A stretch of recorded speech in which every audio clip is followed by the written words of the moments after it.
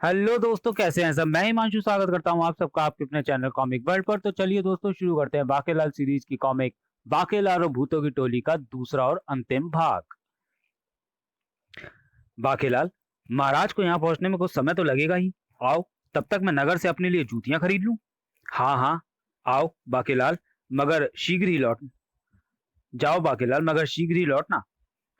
इसे जूतियों की पड़ी और मैं सोच रहा हूँ कि कहीं प्रसन्न होकर महाराज अपनी राजपाटी तो मुझे नहीं सौंप देने वाले। शीघ्र विक्रम सिंह और बाकेलाल जा पहुंचे एक मोची की दुकान पर। हाँ, ये जूतियां मजबूत भी हैं और दिखती भी बढ़िया हैं। जल्दी कीजिए महाराज, राजा के घटना स्थल पर पहुंचने से पहले ही हमें वहां पहुंचना चाहिए। ठीक है बाकेलाल, ये गई पुरानी जूतियां।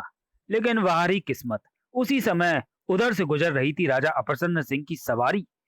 उफ, बड़ा ही दुख भरा समाचार है ये तो। ठाक, न जाने किस मनहूस ने मार डाला है घंटा खड़ को। ये क्या। मूर्छित होते होते बचा राजा अप्रसन्न सिंह। ये किसने किया ये दुस्साहस। उसे पकड़कर फौरन फांसी पर टांग दो। फांसी? मर गए। बाकेलाल, अब क्या होगा। महाराज के कानून बड़े सख्त हैं। अब तुम्हें मृत्यु से कोई नहीं बचा सकता। ले चलो इन्हें। मगर ये भूल हमसे अनजाने में हुई है, हम निर्दोष हैं। मैं तो बिल्कुल ही निर्दोष हूँ सैनिक जी। बल्कि मैंने ही तो घंटागढ़ राक्षस को मारकर इस नगर को भयानक संकट से बचाया है। खामोश। हे आ गई पकड़ में। हे राज्य की जनसंख्या में से आज दो और कम हो जाएंगे। महाराज, यही है वो दानव जिन्होंने आप पर फटी जूतियां फेंककर आपका अपमान किया है, और ये कहता है कि इसने घंटागढ़ राक्षस को भी मारा है। क्या? ओ, तब तो इसे दो बार फांसी पर टांगो। और आज भूत सरदार की ये मंशा शायद पूरी होने वाली थी। सरदार, वो देखो, हम 1001 होने वाले हैं। अरे, तो कमबख्तो चुप क्यों खड़े हो, लगाओ एक जोरदार नारा मेरी जय जयकार का। बोलो भूत सरदार की। खामोश। बोलो राजा भूत सरदार की जय। बाकेलाल, ये तो हमें सचमुच फांसी पर चढ़ा देंगे। सचमुच नहीं महाराज, झूठ मूठ चढ़ाएंगे। उफ, ये मुच्छर तो मरकर भी मेरा पीछा छोड़ता नजर नहीं आ रहा। इधर बाकेलाल का मस्तिष्क भी फांसी से बचने की कोई योजना सोच रहा था। कमबख्त राजा अप्रसन्न सिंह, तूने बाकेलाल से पंगा लेकर ओखली में सर दे दिया है। अब देखेगा तू मूसल की चोट। बाकेलाल, राज सलाहकार ने तुम्हें वह शस्त्र देते हुए कहा था कि वह शस्त्र जिसके पास रहेगा वो युद्ध में हमेशा विजयी रहेगा। क्या खुसर पुसर लगा रखी है, चलो फांसी के तख्ते पर। बाकेलाल बेटा, यही अवसर है, निकाल बाहर अपना शस्त्र और ताक ताक हो जा शुरू। हड़प पीछे मर्दूदों, मुझे फांसी के तख्ते पर चढ़ाएगा। ले तू तो एक और ले। बाकेलाल भागो, पकड़ो इन्हें, भागने ना पाए। हाँ हाँ, आओ पकड़े। हाँ हाँ, आओ पकड़ो। भूतों की टोली में भी मची खलबली। भूत सरदार, यो के ओरिया से, अगर ये दोनों भूत नहीं बने तो हम आज 1001 नहीं हो पाएंगे और तुम राजा नहीं बन पाओगे भूतों के। लेकिन जब तक हमें भूत शक्तियां प्राप्त नहीं हो जाती, हम इनका कुछ नहीं बिगाड़ सकते। भावी भूत सेनापति। मार धाड़ मचाते हुए फांसी स्थल से बांके और विक्रम सिंह जैसे ही बाहर निकलने लगे कि मोटे को अड़ंगी लगाकर गिराता हूँ। ओ बाकेलाल।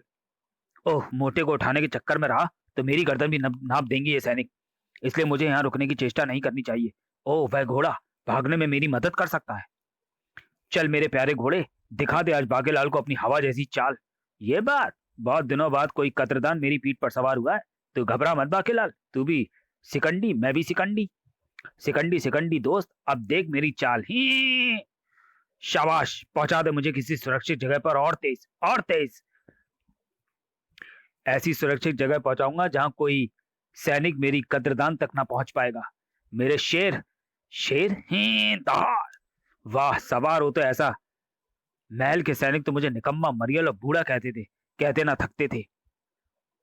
उस किले के सामने पहुंचकर रुका घोड़ा। ओह, ये घोड़ा मुझे कहाँ ले आया। एलो बादशाह, उससे बढ़िया सुरक्षित स्थान पूरे प्रसन्न नगर में ढूंढने ना मिलेगा। सुना है यहाँ भूत रहते हैं। और तभी पुनः चौंक उठा बाकेलाल। ओ, ये कौन। वेशभूषा से तो ये राजघराने को कोई उच्च अधिकारी लगता है। चेतक, तू यहीं ठहर, मैं जरा उसकी सुध-बुध लेकर आता हूँ। चेतक, वाह क्या नाम है। जी करता है इसकी एक पप्पी ले लूं।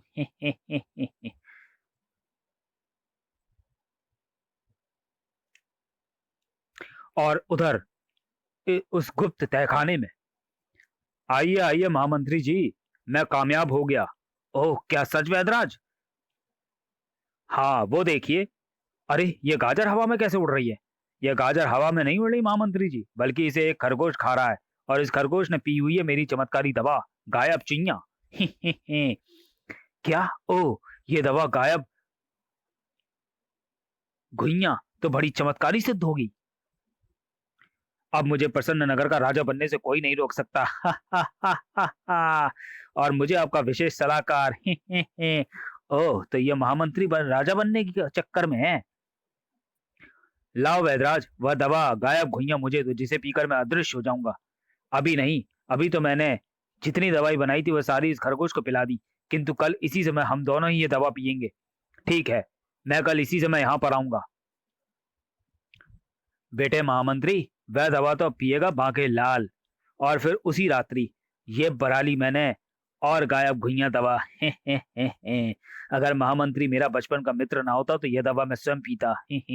मित्रता पर सब कुछ कुर्बान है। ओह, चलूं, अब जरा अपनी नींद पूरी कर लूं। ये रही वह दवा, यानी गायब घुइयां। और ये गई गायब घुइयां बाके के पेट के अंदर। अगले ही पल बाकेलाल हो गया गायब। ओह, क्या मैं गायब हो गया हूँ? अरे ये खरगोश यहाँ कहाँ से आ गया? अभी तो यहाँ पर कुछ भी नहीं था। और तभी बाकेलाल की निगाहें पड़ी आईने पर, और ओह, इस आईने में अपने आप को देखता हूँ, मगर ये क्या? इसमें मैं तो दिखाई नहीं पड़ रहा। इसका मतलब है कि मैं अदृश्य हो गया हूँ। अब समझा कि वो खरगोश मुझे एकाएक ही कैसे दिखने लगा, क्योंकि वो भी अदृश्य है और मैं भी। यानी अदृश्य अदृश्य भाई भाई। यानी अब मैं किसी भी अदृश्य वस्तु या प्राणी को भी देख सकता हूँ। किंतु अब मुझे इस दवा के स्थान पर हरी पत्तियों का यह पानी भर देना चाहिए, ताकि महामंत्री और वैदराज को किसी प्रकार का संदेह ना हो। और उसके बाद, चल चेतक, अब मुझे ले चल नगर की ओर। ये आवाज तो बाकेलाल की ही लग रही है, पर वह मुझे दिखाई क्यों नहीं पड़ रहा? कहीं वो भी इस किले में जाकर भूत तो नहीं बन गया? चल चेतक, दिखा दे अपनी चाल। भागो! हा हा हा, चेतक तू भयभीत तो नहीं हो रहा ना? मैं भूत नहीं हूं, मैंने गायब होने की दवा पी ली है। ओ ऐसा क्या? तब फिर देखो मेरी चाल। इधर राज दरबार में, महाराज, ये दोनों चोर कल बैल चुराते हुए रंगे हाथों पकड़े गए। फांसी! इनके भयंकर अपराध की एक ही सजा है, फांसी। ले जाओ इन्हें। क्षमा, हमें क्षमा कर दे महाराज। सेनापति कामचोर, उस मोटे मुच्चड़ के दूसरे साथी का पता चला या नहीं? जी नहीं महाराज, किंतु खोज जारी है, वह बच नहीं सकेगा।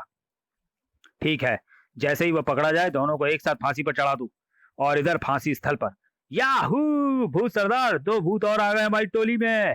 हे हे हे, अब बनी हमारी टोली 1001 भूतों की टोली। हे हे हे, 1001 भूतों की टोली। हे हे हा हा हा हा, हो, हु, हु, हु, मैं किस तरह हंसूं? हुई हुई हुई हुई हुई, हे हे हे।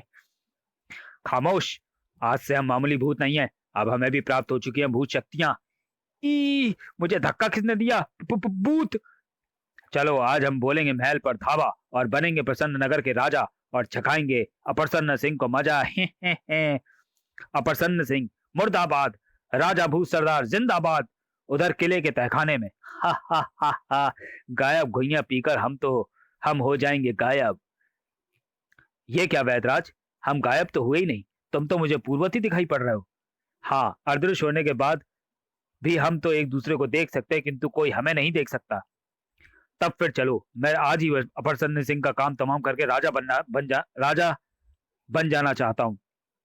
चलो, हा हा हा। इधर भरे राज दरबार में आ पहुंची भूतों की टोली। ये क्या?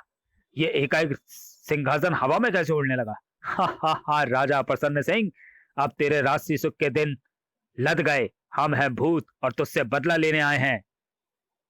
हे, अब प्रसन्न नगर का राजा मैं बनूंगा, यानी भूत सरदार। और तेरी राजा प्रजा को और तेरी सारी प्रजा को भूत बनाकर यहाँ बसाऊंगा भूत बस्ती। फेंक दो इसे सिंहासन से नीचे। हा हा हा हा। आ! हवा में प्रकट हुआ वह भूतिया हाथ। बचाओ, राज दरबार में भूत घुस आए हैं। राज दरबारियों और मंत्रियों से आकर टकराने लगे वो कटे हुए भूतिया सिर। हा हा हा, भागो! चल, उठक बैठक लगाता हूँ, बचाओ! और तभी वहां पहुंचा बाकेलाल। अरे बाप रे, यहाँ ये कैसा हंगामा मचा हुआ है? भूत बचाओ! तभी, भूत सरदार, ये तो वही है जिसके कारण आपको राजा भूत बनने में देरी हुई। ओह, इसे उल्टा टांग दो, सबसे पहले मैं इसे ही भूत बनाऊंगा। क्या? मर गए बेटा बाकेलाल। अगले ही पल बाकेलाल ने खींच लिया वह शस्त्र। अब तो इन भूतों का मुकाबला करना ही पड़ेगा। और शस्त्र का प्रहार जिस भूत पर पड़ता वह भूत हो जाता गायब। यह देख। ओह, यह बाकेलाल हमें देख कैसे पा रहा है? पकड़ो इसे और उल्टा टांग दो। महाराज, लगता है हमारा कोई मददगार अदृश्य रूप में हमारी मदद कर रहा है। ये सब क्या हो रहा है सेनापति? पर वह है कौन?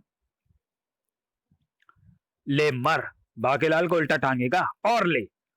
था। बाकेलाल की फुर्ती देखने काबिल थी।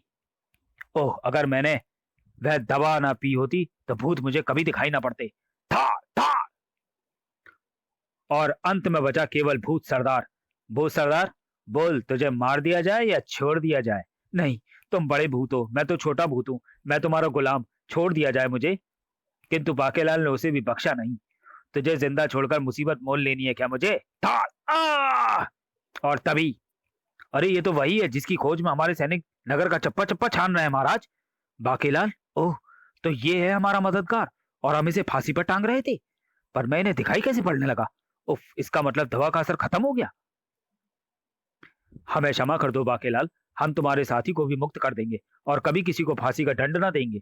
और तभी, हा हा हा, अब किसी को दंड देने का अधिकार तुम्हें रहा भी नहीं राजा प्रसन्न सिंह, क्योंकि मैं तुम्हें मारकर यहाँ का राजा बनूंगा।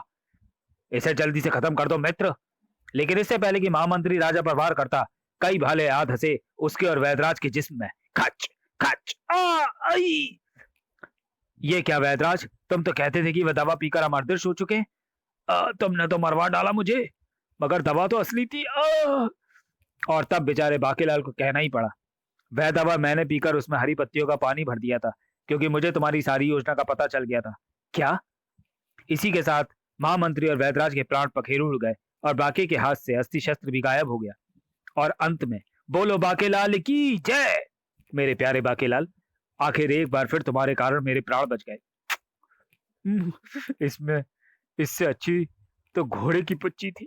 समाप्त। तो चलिए दोस्तों, वीडियो को यहीं समाप्त करते हैं और मिलते हैं बाकेलाल सीरीज की अगली कॉमिक्स बाकेलाल और कोड़ी राजा में। तब तक के लिए धन्यवाद।